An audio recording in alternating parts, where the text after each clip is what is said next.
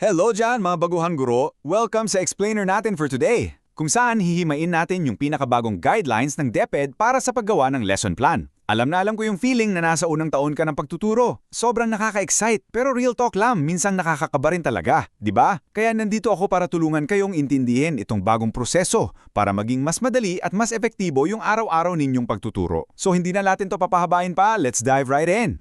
Aminin natin, di ba? Bilang bagong guro sa public school system, minsan ba pakiramdam nyo ay nalulunod na agad kayo sa dami ng paperwork bago pa man kayo makatuntong sa classroom? I'm sure naramdaman nyo na yung kaba kapag naririnig yung mga salitang daily lesson log o detailed lesson plan. And hey, gusto kong malaman ninyo na super valid yung nararamdaman nyo. Maraming guro ang dumaan sa eksaktong ganyang struggle, yung tipong pakiramdam mo mas nauubos pa yung oras mo sa pag-fill out ng forms kaysa sa pag-iisip kung paano papasayahin at gagawing engaging yung aralin para sa mga bata. Pero guys, may napakagandang balita itong bagong policy para sa inyo. Let's start with the big picture. Ang pinakamalaking pagbabago rito ay yung pag-shift natin mula sa lumang mindset. Based kasi sa bagong guidelines, officially nire-repeal na yung DepEd Order 42, Series of 2016. Ang ibig sabihin lang yan, yung lumang DLL at DLP na kadalasan nagiging mabigat na paperwork exercise na lang, hindi na natin gagamitin yon. Sa halip, mag-shift tayo sa isang new mindset kung saan ang lesson plan ay isa na lamang single template na magiging practical instructional tool ninyo. Basically, ibinabalik sa inyo ang tiwala. Hindi na kayo hihingaan ng kung ano-anong add-on forms. Isang simpleng form na lang ito na tutulong sa inyong mag-focus sa tunay na trabaho natin ang magdisenyo ng magandang karanasan sa pagkatuto. So ito yung roadmap ng pag-aaralan natin today. Una, bahagi 1, pagtatakda ng layunin. Ikalawa, bahagi 2, daloy ng karanasan. Ikatlo, actual na aplikasyon sa klase. At ikaapat, bahagi 3, pagtatasa at pagninilay. Alright, let's jump straight into bahagi 1, pagtatagdan and layunin. Makikita nyo rito yung unang part ng bagong template, specifically yung intentions box. Dito nyo na ilalagay yung curricular targets ninyo o yung mismong learning competency mula sa curriculum natin. Kasama rin dyan yung learning objectives. Ito yung mga napakakalinaw na inaasahan mong magagawa ng mga estudyante mo by the end of this session. The rule of thumb here is keep it clear and simple. Sabi nga sa dokumento, hindi mo kailangan maging masyadong mabulaklak pag English dito. Ang pinaka-importante, alam mo at alam din ng mga bata kung ano exactly yung dapat nilang ma-master. Ngayon, sa ilalim pa rin nung intentions, may makikita kayong learner context. You might be asking, bakit ba natin kailangang isulat pa to? Well, dito mo ilalagay yung mga personal na obserbasyon mo sa klase mo. Ano pa yung kalakasan nila? Ano yung hilig nila ngayon? Meron ba silang pinagdadaanang barriers sa pag-aaral, tulad ng problema sa pagbabasa o hirap sa focus?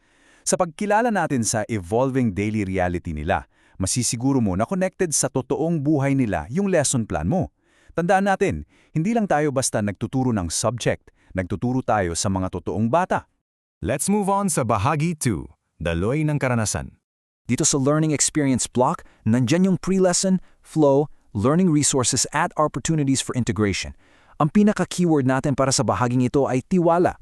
DepEd is giving you the absolute trust to design the experience. Kasi kayo nga naman yung pinaka-nakakakilala sa sarili niyong klase, di ba? Ang pinaka-goal dito is manageable delivery towards mastery. Paano mabagagawing abot kaya? Hindi nakaka-stress at efektibo yung mga activities para ma-hit yung objective nyo.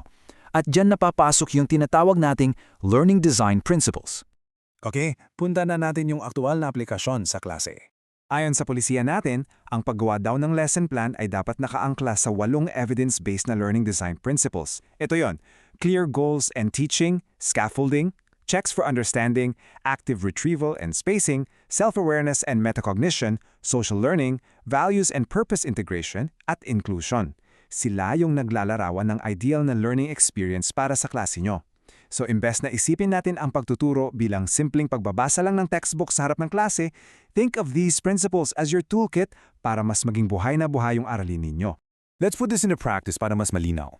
Kunwari, nagtuturo kayo ng araling panlipunan at ang topic nyo ay tungkol sa katipunan. Paano natin isusulat to sa flow section ng template? Sa akbang 1, gagamitin natin yung active retrieval. Pwede mong isulat sa flow mo, tatanungin ng klase, sino ang natatandaan nyo sa huling aralin natin tungkol sa mga reformista tulad ni Jose Rizal? Sa hakbang 2, papasok ang scaffolding. Isusulat mo, babasahin ng sabay-sabay ang isang bahagi ng kartila ng katipunan at magbibigay ako ng mga gabay na tanong bago nila ito suriin ng pangkatan. Binibigyan mo sila ng step-by-step na suporta. Tapos sa hakbang 3, yung checks for understanding. Isusulat mo, iikot sa klase at magtatanong ng mabilisan para makita kung naiintindihan ba nila ang mensahe ng bawat batas ng kartilya bago tayo magpatuloy. Ganyan lang kasimple guys. Walang mahabang paragraph pero napaka-solid at napakalinaw ng direksyon ng pagtuturo nyo. And I know, nakaka-overwhelm pakinggan sa umpisa, pero take a deep breath. Hindi kayo nag-iisa sa journey na to. Klarong-klaro sa pulisiya na ang inyong mga school heads ay napakahalaga ninyong katuwang. Wala sila dyan para magpulis kung gaano kahaba yung documentation nyo. Nandyan sila para magbigay ng structured collaboration opportunities, meaning may oras kayong mag-collaborate at magplano kasama ang mga co-teachers nyo during LAC sessions. Dapat din nilang protektahan yung ancillary time ninyo. At ang the best part, yung lesson plan nyo ay basehan lang para sa developmental feedback through short walkthroughs at coaching. In short, kakampi nyo sila sa pagpapagaling ng craft nyo. Tapusin natin ito sa huling bahagi, pagtatasa at pagninilay. Tignan natin itong huling dalawang kahon sa template nyo, yung assessment and ways forward. Dito sa assessment, yung focus talaga natin is formative assessment. Ito yung mga maikling quizzes, activities o simpleng recitation sa loob ng klase para mag-gauge mo agad kung ano na yung naintindihan ng mga bata at kung saan pa sila nalilito. Ang bottom line dito, you use the results, yung learning gains, para i-adjust yung ituturo nyo bukas. Hindi ito basta-basta for the sake na may lagay ka lang na grade sa class record ha. Impormasyon ito para maging mas mabisa kang guro in the following days. Tapos, sa ilalim ng ways forward, may extended learning opportunities at yung reflection space. Guys, this is absolutely crucial. Hindi ito extra paperwork or formality lang para may mapasa ka.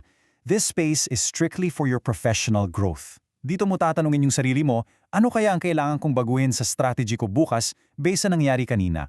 May particular topic ba na naging super interested yung mga bata na pwede pa nating i-explore? Pwede mo ring isulat dito kung may gusto kang i-share sa co-teachers mo o kaya kung kailangan mo ba ng tulong mula sa instructional coach mo. This is your safe space to reflect and actually ask for support. Para ibuod natin yung pinaka-pilosopiya ng bagong guidelines na to, may isang sobrang gandang linya mula mismo sa policy briefer ng DepEd, and it goes, "A learning experience is like a thoughtfully designed journey." Hindi kasi tayo pumapasok araw-araw sa classroom para lang mag-comply sa required teaching hours natin. Tayo ay mismong nagdidisenyo ng isang makabuluhang paglalakbay para sa mga bata. At ang maganda ngayon, hawak nyo na itong isang napakasimpleng mapa na magiging gabay ninyo para makarating ang buong klase sa destinasyon nyo ng maayos at walang stress. Maraming salamat sa pagsama sa akin sa explainer session natin for today. Sana talaga ay nabawasan kahit paano yung kaba ninyo at na-replay siya ng excitement para itry itong bagong template na to. Kaya bago tayo maghiwalay, iiwan ko sa inyo ang tanong na to. Gamit itong mas simple at mas practical na framework na to, at syempre yung malikhaing isip ninyo, paano nyo ididisenyo yung masaya at makabuluhang paglalakbay ng mga estudyante nyo bukas? You got this, teachers. Hanggang sa muli, maligayang pagtuturo.